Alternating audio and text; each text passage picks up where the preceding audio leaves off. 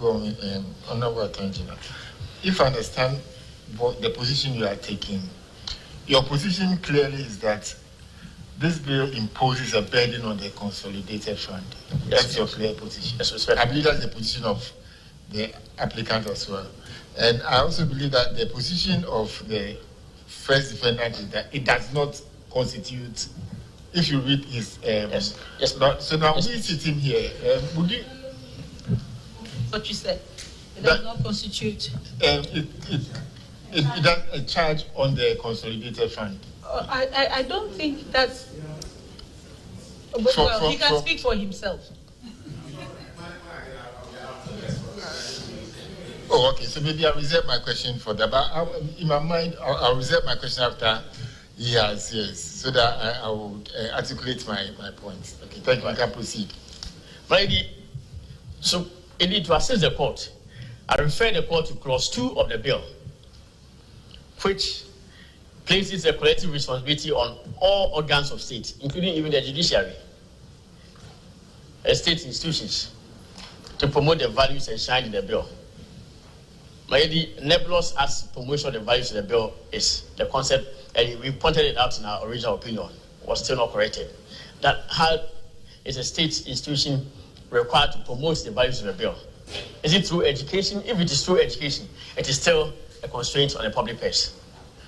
So promotion of the values of the bill required of all organs of state and state institutions will involve a charge on the consolidated fund. B, the criminalization of various acts.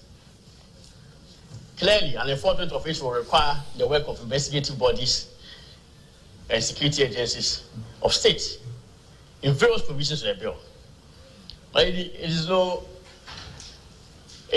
not cheap at all to prosecute. It is not cheap at all to criminalize actions and to prosecute. It may seem to be free, but it's not free at all. It's actually a heavy burden placed on the consolidated fund. Then the provision of prison facilities, which will be a consequence of clauses 3, 4, 5, 6, 7, 8, 9, 10, 11, 12, and 14 of the bill. No doubt will require a charge on the consolidated fund.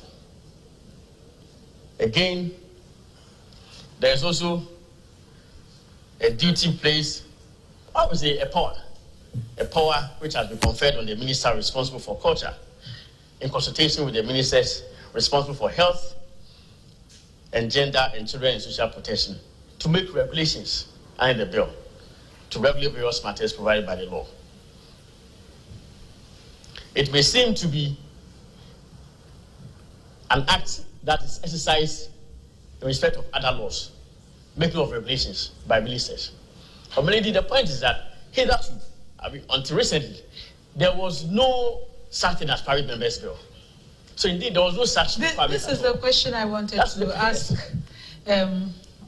all of you, but I thought I would hold on till I had heard from Parliament whether in our constitutional histories from First Republic to Fourth Republic we have had a private members' bill such as this. Right. Especially, indeed, the situation is novel, and it occurred only in the life of the 7th Parliament, which was from 2017 to 2021. It was in that time that the Speaker, the former... In the very last Parliament. The very last Parliament. Yes, that's the Speaker of Parliament, then Professor Michael Quay, quite innovatively encouraged the initiation of private members' bill, and it was the first private members' bill. It did not involve any charge of reserve fund at all. Which was? I forgot the matter. I think it was not a very controversial subject matter, and for that matter, it didn't really. But there was one such bill. I believe the Council for the First Finance may assist the court in that regard. But the first bill was introduced in Professor Michael Quay's tenure as Speaker of Parliament. I think 2019 or so. Especially so, hitherto there was no such concern as to the implications of a bill for Article 108, because all bills emanated from the executive.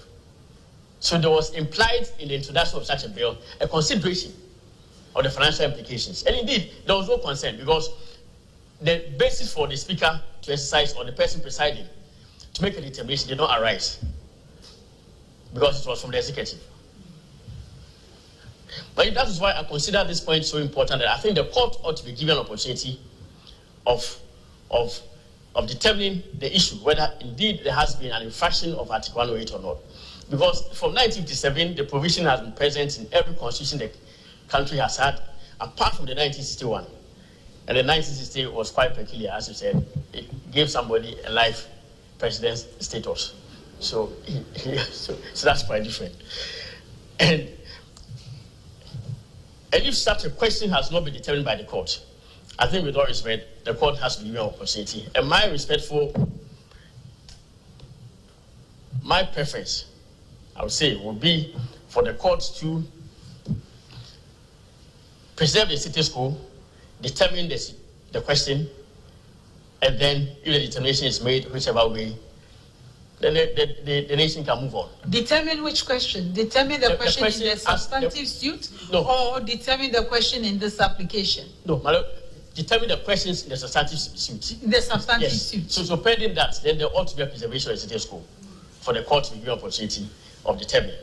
So as, but I mean, this then also ties in with my examination of certain cases in which the Supreme Court has refused an injunction. And I'll first start with Godfred Kwaku against the Attorney General, reported in 2012, Volume 1, Supreme Court of Ghana report, at page 259.